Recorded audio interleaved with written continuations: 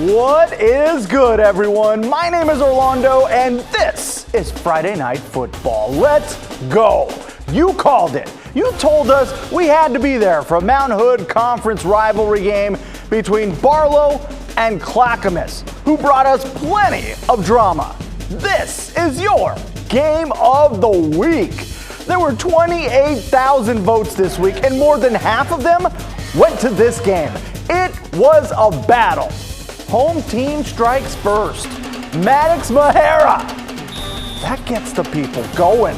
Just like that, it's 7-0. To the fourth quarter, Blake Baker, the playmaker, hits Cooper Belts. 11-yard touchdown. Clackamas on top 14-7. 4 minutes left.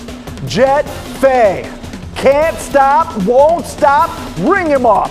Just like that, it's tied at 14. Under 30 seconds left. Cavaliers with a shot to win it. Field goal blocked. We're going to overtime.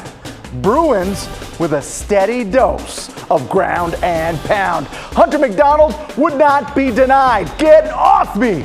Barlow's first lead of the game. Clackamas with a chance to answer, but the Bruins defense having none of that. Silas Bugan sack. Then it's Jack Poirier. Clutch. So it all comes down to this. Fourth down, and it's the freshman, Caleb Perry. Turn out the lights. Interception in the end zone. Bruins rush the field. Barlow wins a thriller. 21-14 in overtime. Whoa. Nelson visiting Central Catholic. It's always good to do some studying, even on the sidelines. Crew Newman, he was paying attention. Goes for the long ball to Ziel Smith. Later, we've got trickery. Michael Williams decides he wants to play QB, and there's his top receiver, Crew Newman. Rams cruise to a 35-7 victory at Hillsboro Stadium. Let's head down to Hare Field.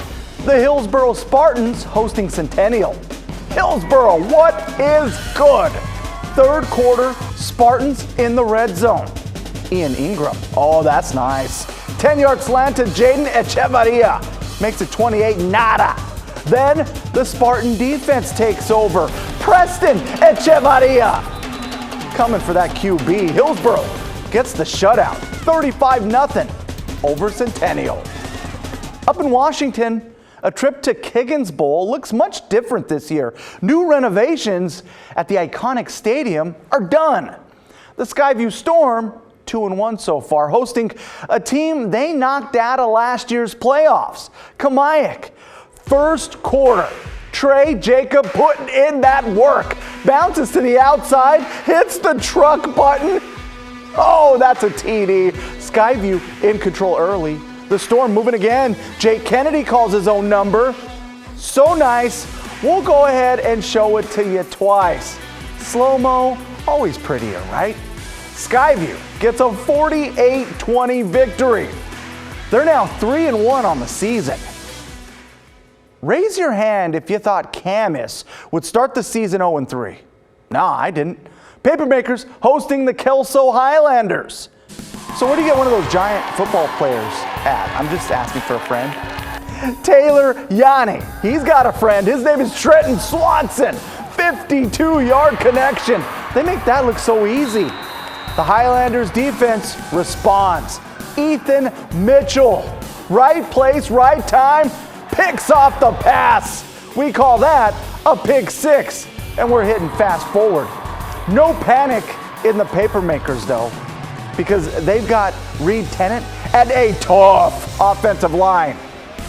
He's in for 6. Camas gets its first win of the season, 45-21. Battleground visiting Heritage at McKenzie Stadium.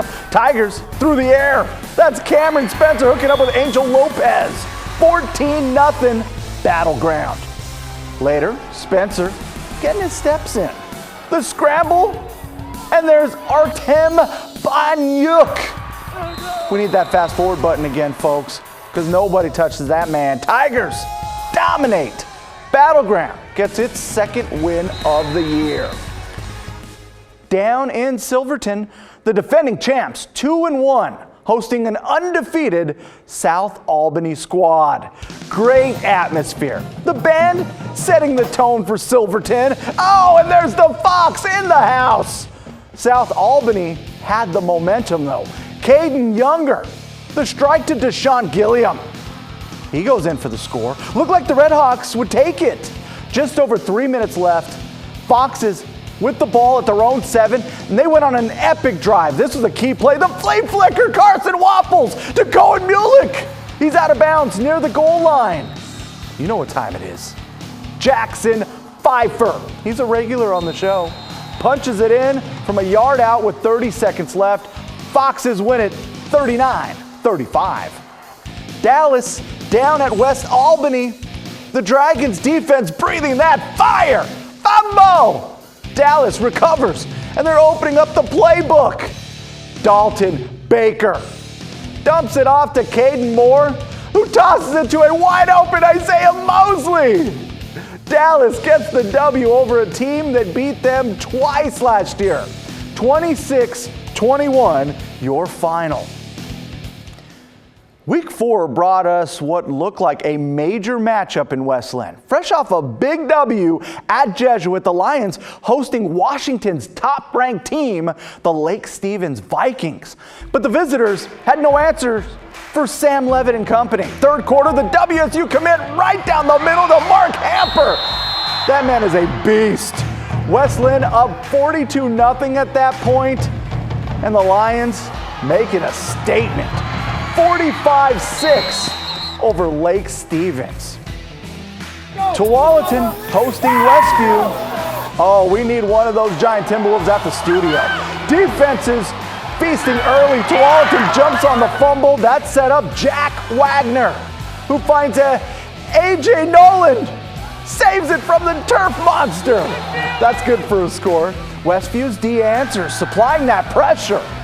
Another fumble. Wildcats cashing out. That sets up Jordan Fisher into the crib from 7 yards out. This game belonged to the home team. Tualatin holds on for a 35-16 victory. Let's head north to Tigard. Tigers facing off with the Liberty Falcons. Liberty striking in the first quarter. Houston Lee Perry, speed on 99. No one touches him. Tigard answers with power. Connor Grant won't take no for an answer. Tigers D, you're up. You're taking center stage. And they put on the pressure.